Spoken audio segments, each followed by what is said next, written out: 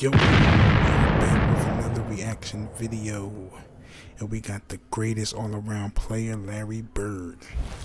Let's get straight into the video. Let's get it. We right on this road, y'all. We getting straight into it. Let's get it.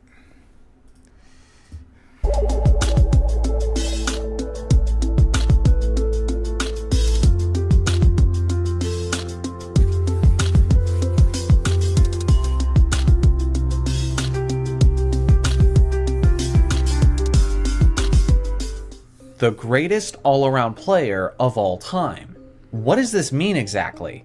When we're talking about this subject, I think most people mean it in terms of a variety of elite abilities. Is he a top scorer, a top passer, a top rebounder, a top defender, and so on? Usually, when this debate comes up, you'll hear two players get mentioned quite a bit: LeBron James and Michael Jordan. Let me make this clear. This video is not intended to be a criticism against either of those players. Both Jordan and LeBron are immensely talented in a variety of ways, and each of those players have a legitimate argument for that title.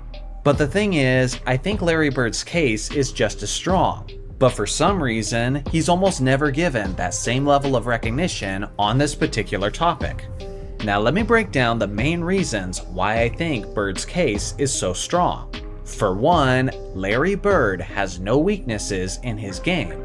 Think about how rare that actually is, even when considering some of the GOAT candidates. It can be argued that Michael Jordan's weakness was his three-point shooting, especially earlier in his career. LeBron James is a below-average free throw shooter. Magic Johnson wasn't a great defensive player. Wilt Chamberlain and Shaquille O'Neal were terrible free throw shooters. In several seasons, Kobe Bryant wasn't very efficient from the field, and Bill Russell was a very limited scorer. On the other hand, Larry Bird was an elite scorer overall. He was tremendously efficient from the field, from three-point range, and from the free throw line. He was an elite rebounder, especially considering his position. He was an elite passer, he was a clutch performer, and he was an NBA All-Defender. I challenge you to find one thing that Larry Bird wasn't good at. The other major reason is Larry was arguably a top 10 player of all time in several major categories. First off, scoring. When you consider the greatest scorers in NBA history and factor in a player's scoring efficiency, Larry Bird simply has to be in that conversation. He had a career scoring average of 24.3, which is only slightly behind the career scoring average of Kobe Bryant. He also has the second most 50-40-90 seasons in NBA history, trailing only Steve Nash, and Nash was never the 25 to 30 points per game player that Bird usually was. Over a 5-year stretch, from 1985 to 1989, Larry Bird averaged 28 points on 50-40-90 percentages. That level of sustained scoring efficiency is basically unmatched by the rest of NBA history. So again, he's arguably a top 10 scorer of all time. He's also arguably a top 10 rebounder in NBA history, when you consider the position he played.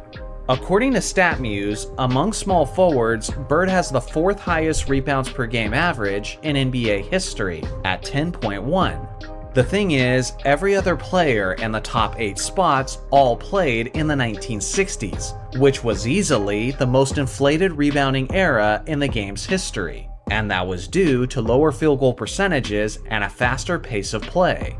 The closest small forward to Larry Bird in rebounds per game who didn't play in the 1960s was Shawn Marion, who wasn't even close to Larry's numbers. He was able to accomplish this thanks to his 6'9" frame, thanks to his all-out play style, and because of his intelligence on the court. In clutch situations, he dominated the boards to an even greater extent. For goodness sake, in the 1984 NBA Finals, Bird averaged 14 rebounds per game over the course of the series, compared to the Lakers' Kareem Abdul-Jabbar, who averaged 8.1. In the 1981 Finals, Bird averaged 15.3 rebounds, going toe-to-toe with the legendary rebounder Moses Malone.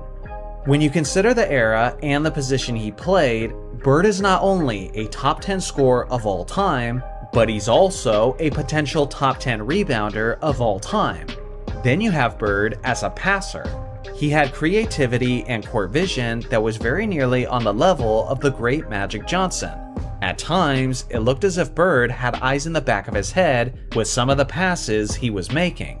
Among small forwards, Larry has the second highest assists per game average of all time, ahead of Scottie Pippen and trailing only LeBron James. But unlike LeBron James and Scottie Pippen, Bird's assists per game average actually increased in the postseason.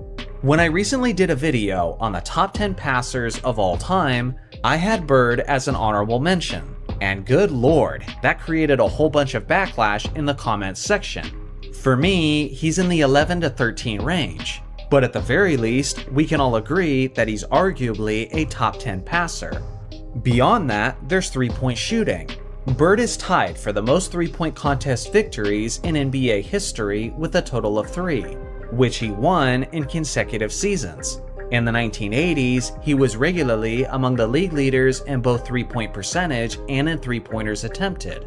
He has every kind of three-point shot in his arsenal, as he could hit them while off balance, he could pull up in transition, and he could catch and shoot.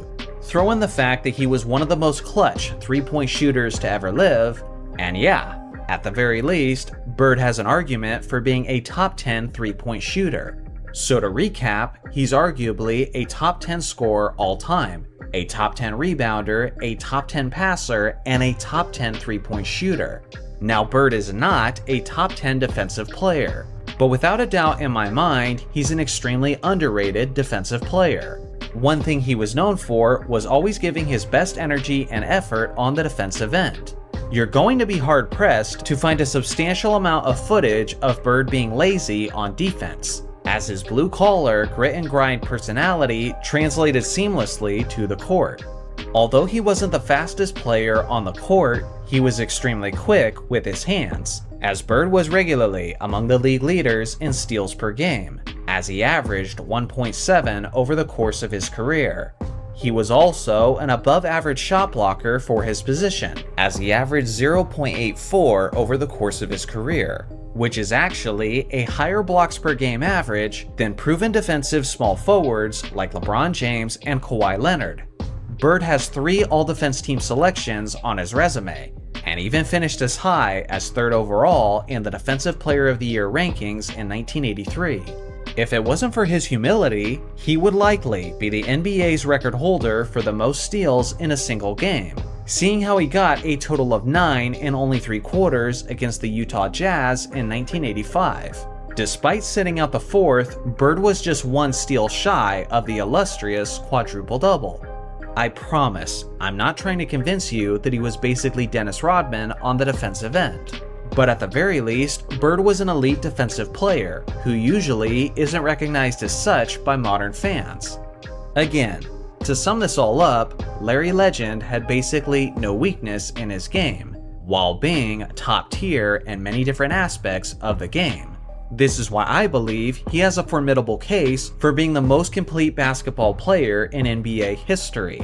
There are some other candidates that I would consider as well. Guys like Michael Jordan, LeBron James, Kevin Durant, and Hakeem Olajuwon. But at the end of the day, when all things are considered, Bird might just be my ultimate choice. So what do you guys think? Who's the most complete basketball player of all time? I look forward to hearing your thoughts in the comments section below. Thanks for watching as always, make sure to like and subscribe for more basketball content, and I'll see you guys in the next video.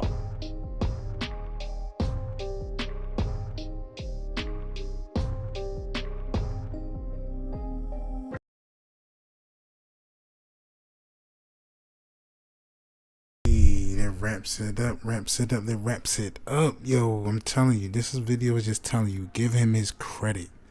Give him his credit, man. Like, that's what I'm saying. Like, people don't just, but yeah, this video basically sums all that up for me. Give him his credit. Anyway, love y'all so much. Subscribe if you're new, hit that like button, turn on that bell. And I'm grinding for these videos, so I'm out. It's time to grind. Love y'all so much. On to the next video. I'm out. Peace.